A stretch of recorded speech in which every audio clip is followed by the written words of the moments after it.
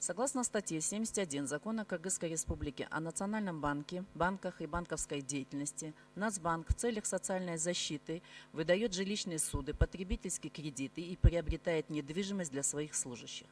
Недвижимость приобретается за счет средств Нацбанка и передается в пользование сотруднику до полного погашения. После полного погашения недвижимость передается в собственность служащему.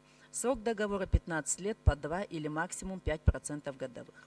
Но правлением Нацбанка на свое усмотрение принято внутреннее положение, по которому руководству и работникам жилищные суды списываются.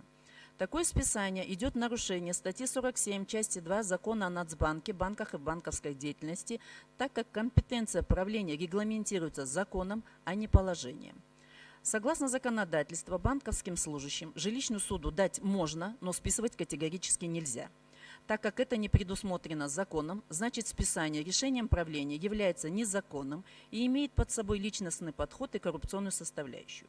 Почему правлением Нацбанка игнорируется основной закон, которым они руководствуются? И почему счетная палата данное нарушение не увидела или не хотела просто увидеть?